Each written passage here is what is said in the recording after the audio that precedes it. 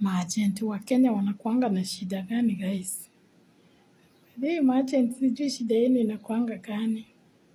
Sasa kuna huyu agent alinileta Oman.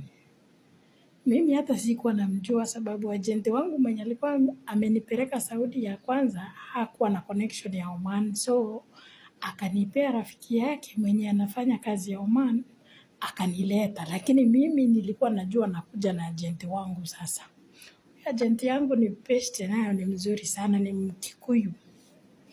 Alafu sasa kuna huyu agent mwenye aliniwakilisha huko airport sababu kuna vitu tulikuwa tunaombwa. Alafu yeye ndiye alikuwa ana provide kila kitu, yeye ndiye mpaka namba yeye ndiye alipigiwa simu ndiye akakubali nikatravel. Yaani kuna venye hiyo mambo na clearance nini yeye ndiye alifanya, lakini si mnajua nikiwa Kenya tulikuwa tunaongea direct. Anapiga simu. So mimi kufika airport, kuingia naomba clearance. Mimi sikuwa na clearance. Sasa nikawaambia mimi sina clearance. Nikapata kumbe ameongea na wale watu wa clearance, nishapitishwa. Kupitishwa nikafika ndani sasa. Tukaombwa visa. Hizo makaratasi nikapeana. Alafu nikaambiwa unaenda na agent mgani. Nikawapea namba. Tena wakampigia akaongelesha. Kumbe wanamjua hapo airport. Airport ni pesa zinafuata. Kama una pesa kinakuramba. So mimi huyu agent nikapanda ndege. Vile nilipanda ndege, nikaenda kutafuta hiyo namba. Sasa nilipewa kama agent wangu WhatsApp, haiko WhatsApp. Hata wewe ungedu. Mimi sasa nilikuwa najua yule agent wangu mwenye alinileta ndiye agent wangu.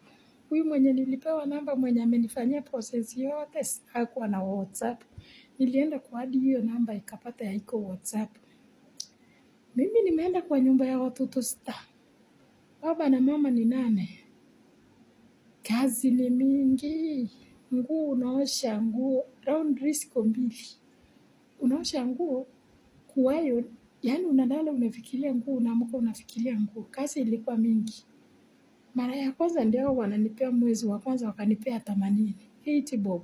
8 riali za Oman. Nikaenda kupiga hesabu nikapata sijui ziko 26. Nikawarudishia zile pesa. Kawaambia mimi tuliagiri na ofisi ninaenda kupewa 100. Mimi ni ex-girl. Ex-Saudi. Unanipea aje 80. Wakafanya nini? Wakasema eti sisi ofisi yetu ilituambia ni 80. Nikawaambia 80 ni mtu mgeni. Wakaniongeza 10. 10 ndio hiyo 90. Bado hizo pesa hazijafika 30 guys. 30. Na Saudi Arabia nilikuwa mgeni, sikuwa nimemaliza contract nikarudi, lakini nilikuwa napewa 35.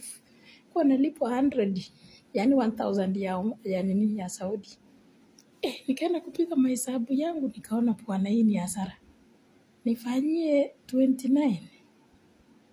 Na mimi ni ex-girl. Alafu kuna watu wamekuja wameanguka nyumba nzuri wanapewa 100. Nikasema hapana, ni heri nimrife bwana. Sasa sina agent mwenye ninaambia. Hawa wako na agent wao wa Oman.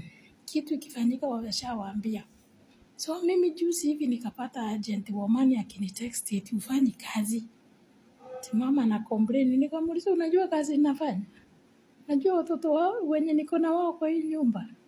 Watoto 6 na mama na baba. Alafu nyumba ni ile chafu yenye iko na nini? Si sogono. Ende. Kamwambia kazi ni mingi wewe. Kitu nafanya nirudishe Kenya. Ama unirudishe ofisi unipea nyumba ingine. Akaanza kunirushia vitisho. If you think going to Kenya is so easy, just try. Tu ofisi ananiambia just try. Kama teviga. Nilimwambia I gonna go to Kenya without your knowledge. So mimi usiniletee kielele. Wakati mlinileta nilikuja kufanya kazi. Na kazi kama imekuwa mingi, mimi si jisi ama mimi si robot nianze kufanya kazi kama robot ya haraka nimalizane. Si hayo mambo yakaisha. Sasa mimi nikaona bwana hii ni hasara, anafanya kazi mingi na malipo kidogo, si nikatoroka. Vile nimetoroka sasa eti agent amejitokeza sasa. Yule agent mwenye alikuwa amenishughulikia Sasa ndiye amenitafuta WhatsApp. Naanza kuniuliza nasikia huko kasi nyuma ya nini. Yaani mtu hajakuwa na mimi wakati amesikia nimetoroka hajalipa pesa zake. Sasa ananitafuta kama gold. Ananitafuta kama nani guys. Na hakuwahi simama na mimi. Akwenda na huko. Angoje nimalize miaka yangu yenye nataka kumaliza. Huko mbele huko embassy. Tuende kuongea kesi huko. After nimepata pesa mfuko imejaa. At least niko sawa. Hapo tutaongea lakini kwa saa hii mbwa.